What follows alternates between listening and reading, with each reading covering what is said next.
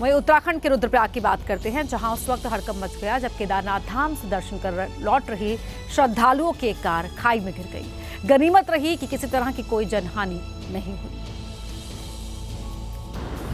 Car में 9 लोग सवार थे। सभी दर्शन कर सोनप्रयाग के रास्ते लौट रहे थे। तभी गुप्तकाशी में टेमरिया के पास गाड़ी बेकाबू होकर खाई में जा गिरी, जिससे चीख पुकार मच गई। जब स्थानीय लोगों ने कार को खाई में गिरते देखा तो उसकी खबर प्रशासन को दी, जिसके बाद रेस्क्यू टीम मौके पर पहुंची और रस्सी की मदद से एक एक करके सभी श्रद्धालुओं को खाई से बाहर निकाला और सभी श्रद्धालुओं की जान बचाई गई। लेकिन इस दौरान कई श्रद्धालु बुरी तरह घायल हो गए, जिन्हें अस्पताल में भर्ती कराया। इस पूरे रेस्क्यू ऑपरेशन में स्थानीय लोग देवदूत की तरह सामने आए, जिन्होंने पहले प्रशासन को खबर दी, बाद में इस रेस्क्यू ऑपरेशन को सफल बनाने में अपनी पूरी ताकत लगा दी। और अब खबर छत्तीसगढ़ के कांकेर से, जहां सरकारी सिस्टम को शर्मसार कर देने वाला एक वीडियो सामने आया है, जहां एक गर्भवती महिला को 4 किलोमीटर तक पैदल चलना पड़ा, क्योंकि उस महिला के गांव की सड़क खस्ताहाल स्थिति में है और अस्पताल ले जाने के लिए एम्बुलेंस उसके गांव पंडरी पानी नहीं पहुंच सकती। इसीलिए गांव का रास्ता उसे ऐसे ही नंगे पैर पैदल पार करना पड़ा। फिसलन और पानी से भरे रास्ते पर सफर इतना भी आसान नहीं था। महिला को अस्पताल ले जा रहे परिवार वालों में से एक ने चप्पल पकड़ी थी तो एक के हाथ में छाता था। रास्ते को सुरक्षित पार करने के लिए सभी ने एक दूसरे का हाथ पकड़ा था। तभी महिला का हाथ पकड़े शख्स का पैर फिसल जाता है। भले ही ये महिला ऐसे इस हालत में अस्पताल तक सुरक्षित पहुंचने में कामयाब हो गई हो, लेकिन कांकेर की इस तस्वीर ने छत्तीसगढ़ के सरकारी सिस्टम की पोल खोल कर रख दी है।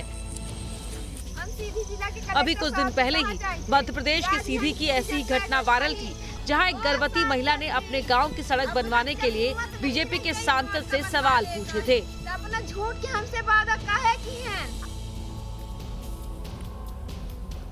वहीं मध्य प्रदेश के विदिशा में 2 मंजिला दुकान में आग लगने से हड़कंप मच गया। आग पर काबू पाने में फायर ब्रिगेड को कड़ी मशक्कत करनी पड़ी। बताया जा रहा है कि आग वेल्डिंग की चिंगारी से लगी, जिसने देखते ही देखते विकराल रूप ले लिया और आग दुकान की दोनों मंजिल में फैल गई, जिसकी लपटों ने आसपास के इलाके को दहशत से भर दिया। बड़ी संख्या में लोग सड़कों पर दिखे।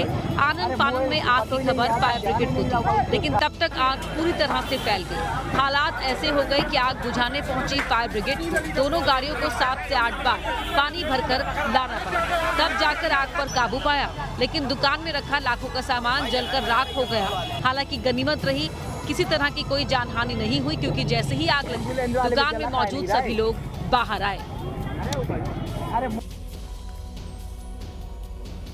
वहीं एमपी के विदिशा में आरपीएफ ने मानव तस्करों के चंगुल से 20 बच्चों को छुड़ाया है। इन्हें काम कराने के लिए बिहार के कटिहार से मुंबई ले जाया जा रहा था, लेकिन समय रहते एक एनजीओ को इनकी ट्रैफिकिंग की जानकारी मिल गई थी। विदिशा सोशल वेलफेयर सोसाइटी ने तुरंत आरपीएफ को जानकारी दी। आरपीएफ और एनजीओ की संयुक्त टीम ने विदिशा रेलवे स्टेशन पर कार्रवाई करते हुए 34 लोगों को तस्करों के चंगुल से छुड़ाया। इनमें 20 नाबालिग बच्चे निकले। परिजनों को कुछ पैसे दिए गए हैं बच्चों के, जो ट्रैफिकर्स हैं उनके द्वारा, और बच्चों को छात्रावास प्रोवाइड करेंगे। देन उसके बाद बच्चों के परिजन आएंगे तो उनको हैंड ओवर करेंगे। बच्चों के परिजनों को मानव तस्करों ने पैसे दिए थे। इन्हें मुंबई से ले जाकर काम करवाने की तैयारी थी। कार्रवाई के दौरान पकड़े गए मानव तस्करी के 6 आरोपियों से जीआरपी पूछताछ कर रही है, जिससे पूरे नेटवर्क का पता लगाया जा सके।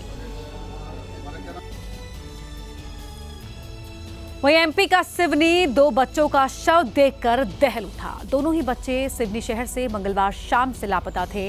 काफी देर तक तलाश करने के बाद उसी दिन परिवार ने पुलिस को उनकी गुमशुदगी की जानकारी दी थी।